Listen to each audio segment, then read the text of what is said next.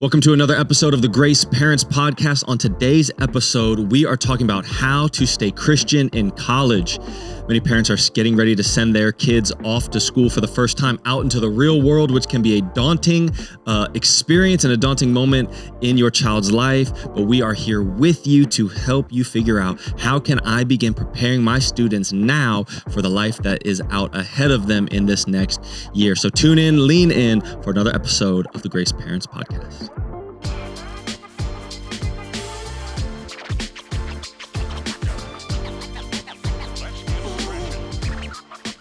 What's up, everybody? This is another episode of the Grace Parents Podcast. I'm here with my fearless co-host, Anica. Anica, great to have you. Hello. I'm so excited for this topic. This is going to be a good one. This one is near and dear to your heart. Very near and dear as we prepare our rising senior. Oh, rising seniors, really getting ready to go off in the real world. Yes. Okay, so we got a lot to talk about today. And with us is the campus director at our church, Grace Covenant, Garrison Fuller. Garrison, welcome to the podcast. Thanks for having me. I'm kind of excited about this. This is like I've always wanted to kind of be on a podcast. Yeah. So now I'm getting my dreams fulfilled, so I'm really excited about this. It's going to be a great day. We got a great topic, how to stay Christian in college. So sending your kids off into the real world, daunting. Lots can happen. If you've been to college, you kind of remember your college season. You know that some of the decisions you made, some of the choices you made, some of the experiences you had, and you know, often we have a lot of grace for ourselves, but when it comes to our kids, it's like, I don't want them to experience any of it. Right.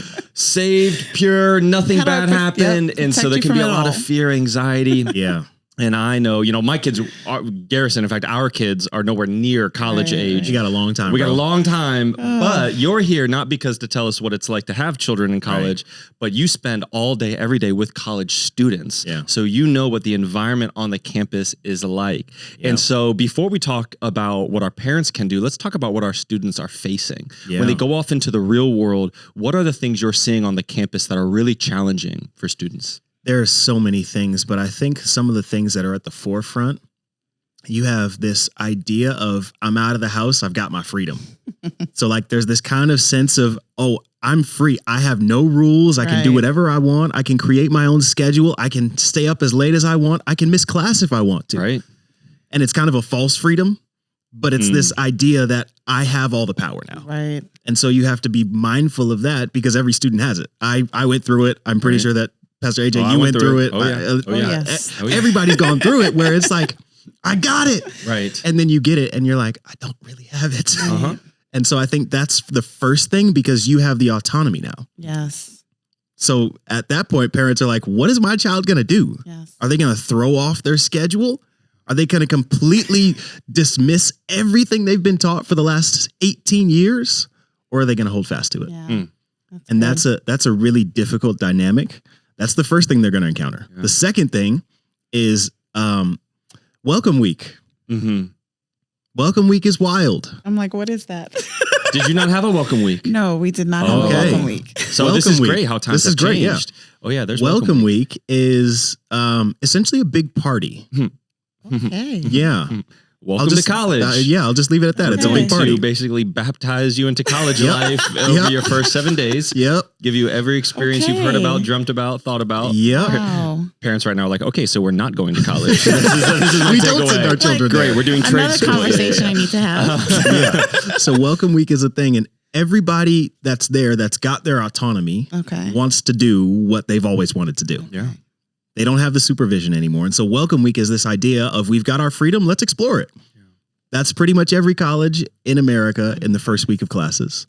So they will encounter the parties the first weekend, 100%. That's going to be the first thing they find themselves being tempted to go to or invited to because everybody's going. Yeah. And so I think there's, you know, one of the things for me that I think all of our shared experiences have in common is there's no way to not encounter the world. Absolutely. There's no way to avoid it. And in fact, as parents trying to raise Christ-following children, we shouldn't be trying to keep them from experiencing the world. We should be cultivating in them a taste for a better world. Right. And so when I think about, like, for me, I went to my share of parties, had my share of experiences, but they left me feeling like, empty. Oh, is this it? Like this is what people were looking for. Like this is trash. Like this is not a good experience. What you wanted it to give you. No, it never does. And I had tasted something different in terms of like what real community and fellowship was with real friends. And so you go to these environments, you're like, oh, this doesn't stack up at all. Right. How have you, like, let's talk about the conversations you're starting to have with your kids who are getting into this phase of life. So it's interesting what you said about their autonomy to make decisions. And so I've struggled to take my hands off of my son, my rising senior, making decisions, whereas my husband's encouraging both of us to be giving him opportunity to practice making those decisions without us making them for him. So where we can, we have allotted for him to have the opportunity, like even going to bed, right? There's no more, hey, it's late. Yeah. You should be going to bed. It's and great. we started that junior year. Good. And he suffered some days. And he was like, I should have. And I'm like, yeah, that's a good idea. That's the whole reason we go to bed. It's great. We got work the next day. And here's another thing. Him and his friends want to go to New York City in 2 weeks. And I've been like, I'm from New York City. You're from New York too. So that's And he was like, what's wrong? New York's safe. And I'm like, no, baby. No. There are some things that you're being a little naive about. And so we've had some really good conversations and prep and things like when you go in the subway, don't stand by the edge. Right. Yes, someone may want to push you in. Yeah. And he's like shocked, but I'm preparing myself, but we're preparing him by giving him as much information as possible, talking about different scenarios, and we're praying. Yeah. We're praying. We're reminding him, look, you are in a relationship with the Lord. And so you have the outlet or the direct access to say, Holy Spirit, is this a good idea? Like, am I about to make a good decision? And I love that he's feeling the consequences of his late staying up. Yes, even that. Because that gives you the opportunity to then adjust. Right. And I think if you've raised a child well, and that will be the mark of a child is adjustment to say, that's not that great. Right. And I'm suffering the consequences of my actions that I know I probably shouldn't have partaken in anyways. So I need to change. Right. I don't need to do that anymore. I need to do that. And it's hard because that's all you've done for the last 17 years. Yeah, 17. That's all you've done for the last 17 years is make decisions for them. Now you're giving them the opportunity to make decisions. So, and it's that crazy thing where no matter how many times you've told them, it doesn't stick until they do it themselves. Right. Yes. And, and experience it. I do experience. I do feel that. Absolutely. I do sense that. Yeah. Garrison, when it comes to kids you've seen adjust well and those who you've seen had a hard time adjusting to going to school, to the freedom of the schedule, to all of that, new experiences. What have you seen maybe the differences in between those who've had a easier time adjusting and kind of sticking and doing well in school and getting connected to clubs and those who have maybe kind of spun out of control and really had a hard time? Is there any themes or threads that you've seen? Yeah, it's what you give yourself to. So you go into school, you give yourself to your academics. You'll be really good in school, but you'll suffer with anxiety for the entirety of your experience. And you might find the right crowd of people, but they'll also be suffering from anxiety the entire time they're in school. And so what you give yourself to makes a massive difference as to how your college career goes through. So if you give yourself to the wrong community, you're going to be suffering the consequences of your actions for all of your college career because you've given yourself to the wrong community. What you give yourself to makes a massive difference. So if you give yourself to the right community, a community is going to check you when you do wrong, when you do dumb stuff, when you go to places you shouldn't be or do things that you shouldn't do. Now you've given yourself to the right place. It might not always be the most comfortable, but it will be the thing that will allow you to make the best progress. Yeah. And So that's really big. help a parent have that conversation with their teen. So you've got Anica, she's got a rising senior. We got this idea of what are you going to give yourself to, how you're going to manage the freedom, that, which I think are great points. And I love what you're doing, by the way, just you're creating space in your household now for them to experience the autonomy. I've seen a lot of parents like lock it down harder. Right. And be more controlling because it's like, I've only got 3 more months of control, 6 more months of control. I got to like really force them in. And then it's like, I can't wait to get out of my house. Exactly. And they do, and they go bananas. And so you're going the opposite route, which is like, let's give that space here. So that's great. So, how does a mom and a dad have that conversation with their teen to prepare their hearts and minds for what they're going to encounter when some of them may really be looking forward to the freedom and are kind of secretly like hungry for it? And now we're saying like, well, there's one more kind of guardrail we want you to put on your life. Yeah. How can we have that conversation? I think it starts by allowing yourself, parents, right, to be very open and vulnerable with your kids and be like, hey, we know you're going to school. We know that you're probably going to do whatever you want, but we want to help you in making the best decisions possible.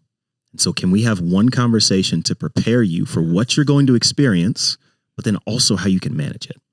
And then from there, you've done your diligence to make sure that they've got all of what they can have as best practices. And then from there, now it's their decision to really begin to live this out. right. And if they're like, wow, my parents really have prepared me well for this, then I'm going to go in the direction they've prepared me because I love my parents. I don't want to hurt them.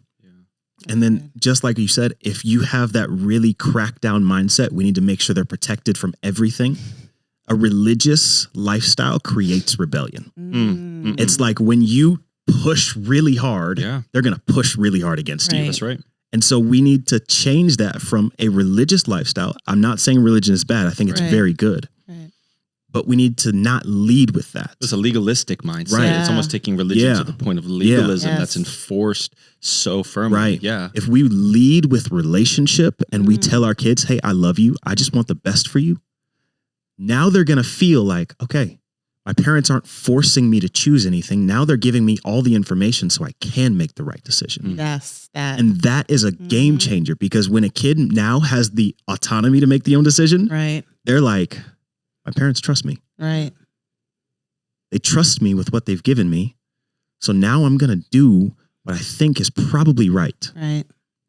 I think that creates this open dialogue for healthy discussion. And when they ask some questions that you might feel uncomfortable with, is like, right. Well, this is a time as parents we really have to grow. We really have to get out of this mindset of like we own our children. Our children belong to us. Right. Paul David Tripp wrote a great book called Parenting, and the whole premise is that you do not own your children. You are ambassadors of God. Your children belong to Him. Yeah. They are placed under your care and stewardship, and your job is to reflect God's interests in their life so that they can find Him. And so that mentality of going, okay, now we're at a point where my son, my daughter is going to go off to college into the real world.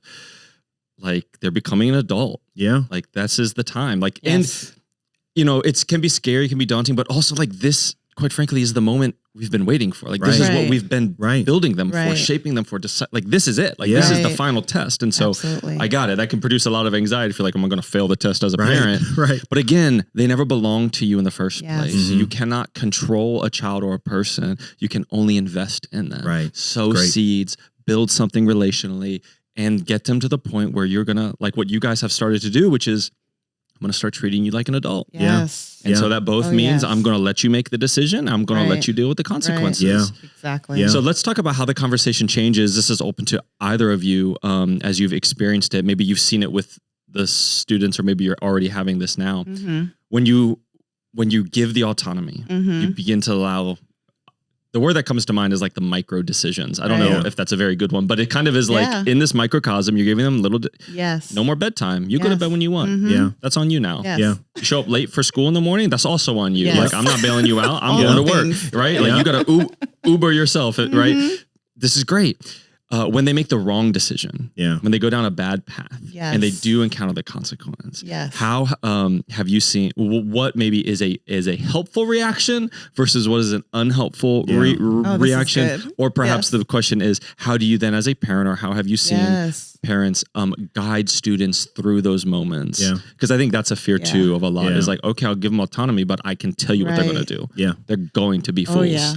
And it's like, yes, that's true. So then how do you now as a parent guide them and shape them? Go ahead. Yeah, please. Let's hear it. Yeah. I've responded well, and I've reacted awfully at times. So I'll give you recently, it wasn't a super bad reaction. My son was sharing his heart about something, and I asked him a question about what he was dealing with as a result of a decision. And he said, but you're cutting me off. You're not listening. And I had to take a step back, and I said, I'm sorry, son. You're right. Like, go ahead, unpack that for me. And later it just made me think about how we have really desired, because my husband and I didn't have that, this where our parents listened. Yeah. I had a very reactionary mom. And so we've really tried to carve out being a bit different and not being so stringent. And so in this conversation, as he's dealing with these consequences, I had to reflect later that I didn't respond the way I would have desired to respond. As I thought about it later, I reacted. And when we react, we create an atmosphere where our children cannot come and talk to us, where our children don't feel trusted, our children don't feel supported. And I want to really ensure that my sons can come to me about anything. And that's something I've said to them their whole life. You can tell me anything. Right. It's not an in trouble thing. It's I'm here for you.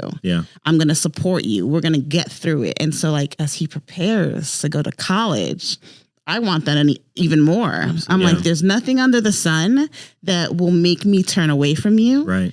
I don't want to judge you. I want to be there to support and love and help you get through it. And I think as parents, when we prepare with that mindset before the things happen, we're best prepared to respond well instead of reacting to it. Yeah.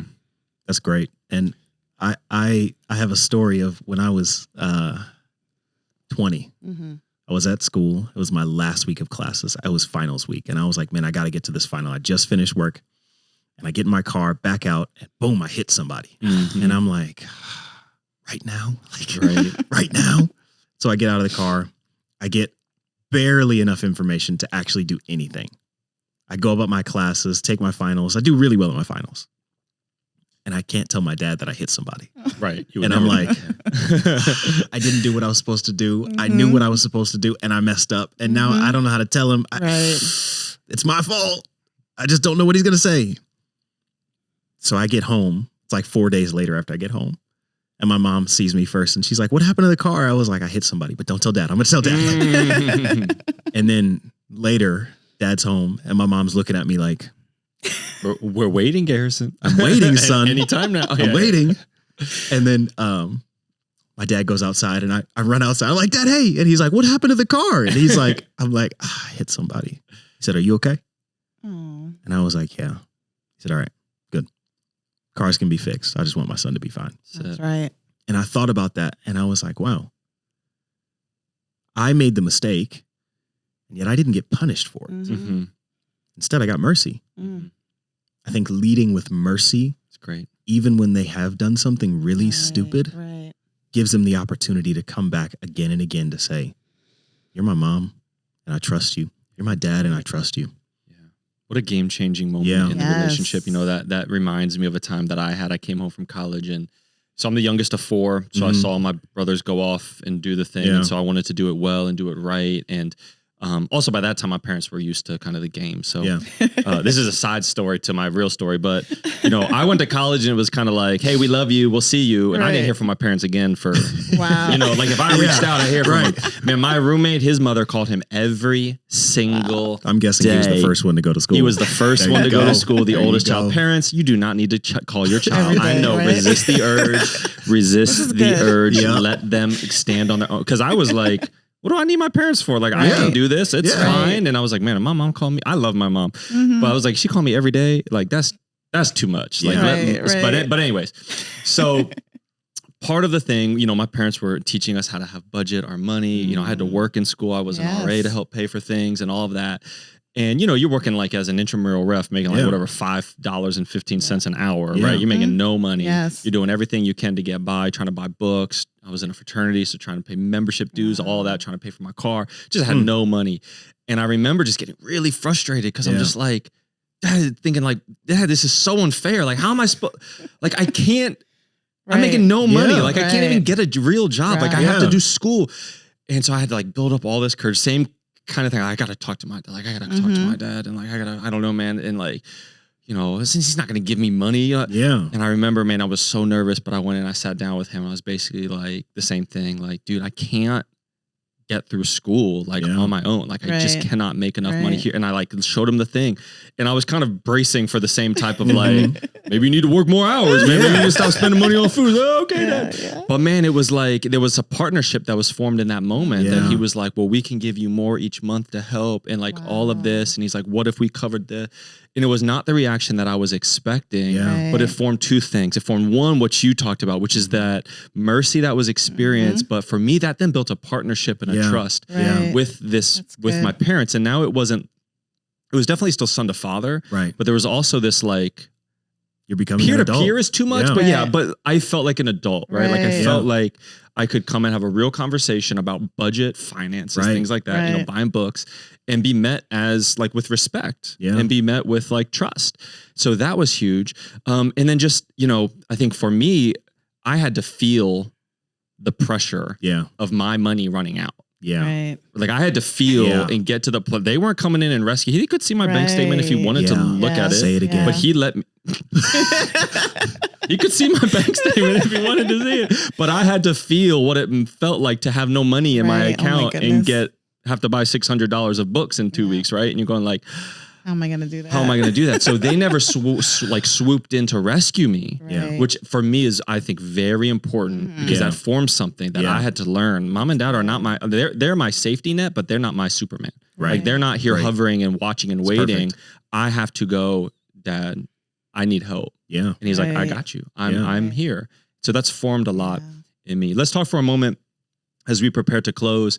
So obviously there's a lot of new teaching on campus. They're going to get diverse perspectives. They're going to get immersed in a world like right now where, you know, it's very, you know, inclusive of a lot of different things that are accepted culturally, that, you know, the Christian value on same-sex relationships, transgendered identity, all of that is in the campus world is like where it comes from. Yeah. If you it's where said. Right. So if you don't embrace that, bro, you're crazy. You're totally an outcast. Yeah. So there's all of that. You're going to get people who just fundamentally are like, the Bible is a joke. Like just from step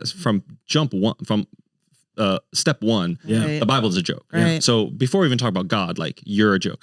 And these are perspectives they may not have ever encountered, right? Or really been challenged this deeply on, right? And it's not going to be like, well, I think that. It's like, you are wrong. Garrison, when it comes to being sustained in your faith on campus and finding support in those moments, resources, things, what can parents encourage their students to do, whether it's a book to read, an organization to get plugged into, a rhythm to form, to sustain them throughout? I think the best thing you can do is find a couple Christian communities for them to explore. And then from there, allow them to kind of taste and see which one fits what they actually really want to be a part of. Because the biggest thing for a new college student is, what friends am I going to have? Yeah. Right. That's right. That's right. And that friend group will form what comes next. It will ultimately show, okay, this is what's going to happen in the near future because these are the people who I'm with. Very few people live alone. Right. And very few people do things alone in college. You're surrounded by people on your left and on your right and in your room. Yeah. And so you're never doing anything alone. So finding the right community is going to be the biggest sustainer. But then also, and I know this is a shocker, but being challenged is really good. Yeah. Being challenged is really good. Because once you get challenged, it's, wait a second, I don't know enough. I don't know how to answer that question. Right. If I can't answer that question and they can, who don't even believe in what I believe, do I know enough? And so it's a challenge, but it's a way that you actually begin to figure out, do I really believe this? And if I do, I need to know more to live this out. Man, listen, I had this thought. I think it was my college years as well.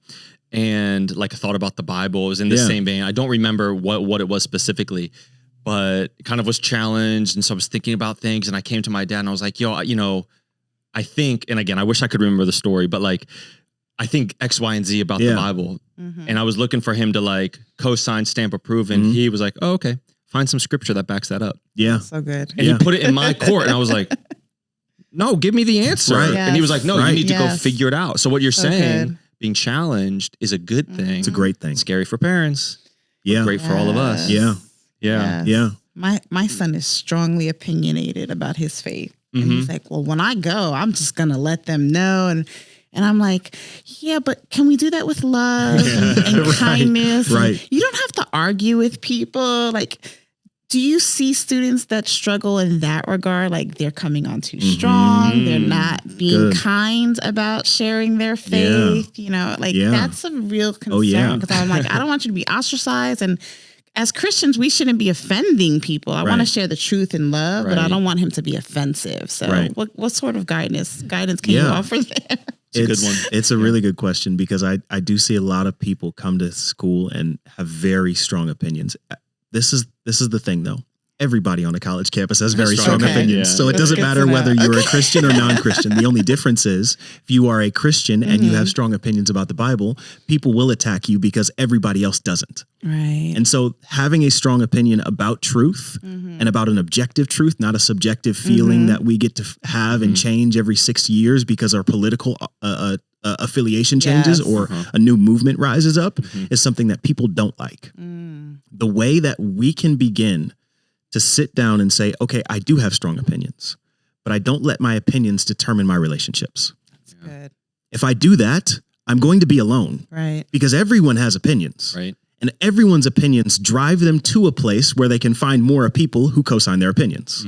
This is what they learned. This is what I learned in school. It's called confirmation bias. You look for the people who believe what you believe, and then you stay with them because they believe what you believe. In the Christian world, we're not to look for people who believe what we believe. It's actually the opposite. We're to look for people who don't believe what we believe. Very good. So we can go to them and tell them what we believe. The best way to do that is by surrounding yourself with two groups of friends. One who you have a focus on and saying, I need to be with them so they can see what a life of Jesus looks like. Not just in word, but also in deed. So good. And then I need to hang out with my believing friends so I can get built up so I can go back to this group of people. And it's not that you're making one more important than the other. They're both equally important. Right. It's just now you have a focus when you go to one and you have a focus when you go to the other. And there's nothing wrong with having a focus in your friendship. Right. It's very important. And so the way that you keep your student, your son, your daughter, your whatever relation they are to you, a niece, a nephew, grounded in the faith is by telling them, you stay with the community of believers, but you go to the world. Man, that's so good, man. That's so good. So that just you saying that reminded me of my college experience, which navigated to that direction, but by the grace of God. I wasn't doing that intentionally, but I knew for me, like when I got on campus, I needed to get connected with whatever campus ministry or movement was happening. So I know for us, Every Nation Campus, hopefully your students going there. I did InterVarsity. I know there's Campus Crusades for Christ. There's Chi Alpha. There's a bunch of stuff. So there's all kinds. We would say join one and just stick with one. If you got Every Nation Campus, that would be great because it's in the culture of our family here. If not, I mean, what you're looking for is a Christ-centered community and good teaching that's going to build you up. And then there were spaces for me, like my fraternity and others, which challenged a lot of that stuff. But I think yielded a lot of goodness in my life and in the lives of those guys and stuff. And it wasn't, a relationship. And so I've seen people, there was another guy I knew who joined the fraternity almost like that was his mission field. And he just didn't last past a year because it was like, I'm going to go get these guys saved. Which maybe isn't the best approach. For me, it was like, man, I believe in these guys and I love these guys and there's goodness being formed here. There's, always some wayward in fraternity. But for me, it was rooted in love. And as you said, like, it's okay to have a focus. Just what came to mind is as long as it's rooted in love for these people, right? So all of our relationships serve some type of purpose. But the question whether they're authentic or not is what are they based in? And cultivating in our students like a love, not a love for the world, but a love for the people in the world. Because they're just as important to God as the rest of us. So some of the things I'm hearing from our conversation on how we can prepare our students, I love just what I'm coining as micro decisions early, right? That's great. I like that too. Which is beginning to give some of that autonomy and authority to your kids now while they are in a controlled environment. So you can have a follow-up conversation. They're still in your household. You can deal with the effects of simple things like oversleeping or staying up too late or whatever their budget might look like or their time management or their studies. There's this thing that you've kind of exposed, which is really beginning to treat them as adults now. And that starts now and also as they go. And really changing that dynamic to one where there's a level of respect, where you treat them like they're a grown up. Right. Yeah. And that'll be, I think, hard for the students, but it will mature them a lot as well because they will feel a shift. Yeah. And as long as there's that overly protective safety net, man, they just can't grow. You just can't grow if there's, a lid on top of you. And so parents getting comfortable, lifting that lid, creating that space. Anica, you talked about prayer. I think that's like key core and central. We got to pray. Huge. But also, Garrison, you mentioned just the very transparent conversations, which I really think matter because that goes to treating them like adults, giving them mercy, which is, let's not pretend that we don't know what college is about. Let's not pretend. And if we can have that safe conversation here, when you go and get yourself in trouble or have some bad decisions or whatever it is, it's a safe place to come back to. I heard getting them connected to some type of a community, some type of Christian-centered based people who love God, but not limiting them to just that. And saying, well, you can't do this because they're not safe. No. They need to have the experience. The one for me, and I'll let you guys chime in if there's more. I'm just trying to do a recap because this is filing this away. Is those experiences in the world kind of left a sour taste in my mouth. And it was because I had experienced something better. So I think for us as parents, maybe it's less about controlling the environment and more about giving them a vision for what like real life, real freedom in Christ is. Because listen, I've been to the parties and like I've watched the chaos unfold. And I remember just going like, this is it. This is it. Like, this is what all the hype was about. Like all of these people like have issues now and we'll have more tomorrow. Like, okay. Myself included. And so forming, in us that kind of perspective, that we could still be there and love those people. So any other final thoughts, any other things we didn't hit on that we need to just to encourage parents? I think what you said at the beginning and what you've mentioned again is prayer. It's super crucial and so important. And I don't know all the prayers my parents prayed. Right. But I'm almost positive that they're reaping the benefits of them. Absolutely. And so you might not know how long it takes, but that doesn't mean we stop. And I think that's the important part of they're not doing what I want them to do. They're not succeeding the way I want them to succeed. They don't have the friend group I want them to have. They're not where they're supposed to be. But I can't control them anymore. Instead, I need to let God find them and them find God. And that's the hard part is this right here, going like this, saying, Lord, they're yours. You gave them to me as a gift and they were under my stewardship. But ultimately, this is yours. This child is your child. And so praying for them is the greatest thing you can do because they're going to encounter all of what college has to offer. Absolutely. So and you won't be there. So good. But God will. But God will. But God will. But God will. God will be there with them. He's entrusted them to you for the season that you were able to be over all things. And now as they go into this next season, trust and believe he will continue to draw them to him and build their own relationship, solid relationship with him. Apart from what you said, read your Bible every day. Pray. Have you taken that to the Lord? They'll remember those lessons and those talks and those encouragements and will take that with them in their life. This is where the whole concept we talk about, like layering in truth, like building the guardrails of a child's life of just, I know you've said it 1,000 times, say it 1,000 more times. Like just keep layering in the foundation, keep building the foundation. You might not see the fruit now, but this is the truth. Train up a child in the way that they should go. And when they grow old, they will not depart from it. And so for me, that doesn't mean we don't get wayward off the track. It means we know what we return back to. So we won't depart from it forever because we will know. And so how many, for me, I teach Discover Discipleship, which is a weekly class at our church for people who are giving their lives to Christ or want to be baptized. We just help them on their journey of faith. And so many are young adults who were like, man, I grew up in the church, kind of went to college, became a young adult, got my own freedom, had my own life, made some decisions. And I just know that I need God. I just needed to come back. And I want to start fresh with the Lord. And for me, every time I go train up a child in the way that they should go. Yeah. And when they're old, they will not depart. Yeah. Because there's been something formed in them for many years in your household. You haven't seen the full fruit of it yet, but their story's not over yet. That's and right. when college years get dark, their story is not over yet. Right. Yours wasn't either when you were what you were doing in college, right? Even when you were a young adult and kind of figuring out this 20s to 30s is such a crazy decade of trying to discover who you are and all of that. Yeah. And if those guardrails, I just see them like train tracks put down in the life in the soil of your child's heart. If they are there, if you have formed them, trust God that they will return back to them because that's what's guiding them. Even if they go wayward for a bit. Our job is not to force the train back on the tracks. Right. Man, get back in church. What's wrong with you? I trained you better than this. Love them. Patient with them. Treat them like adults. Remain consistent. But trust that the Lord is doing a work, that their faith will be built on their relationship with the Lord, not your relationship with the Lord.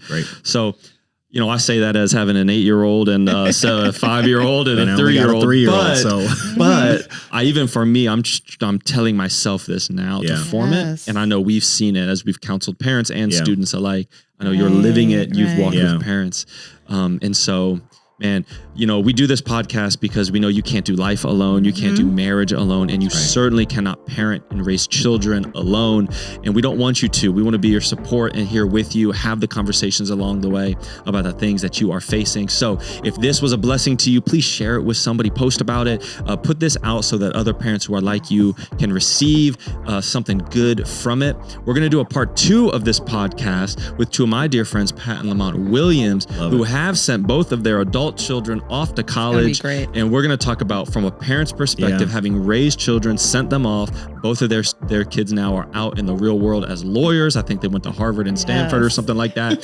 They teach a how to prepare your kids for college course at our church. And we'll have a further conversation about what it's like for parents to have walked through this process through to completion. But Garrison, man, thank you, brother. I really appreciate all you're doing on the campus. Thank you for the wisdom you're here sharing with us today. Love it. Thanks for letting me be here. It's been a real fun time. Anica, as always, privilege and so fun to do this with you. I love it here. Yes, me too. All right. We love you guys. We'll see you next time. This has been Grace Parents. Later.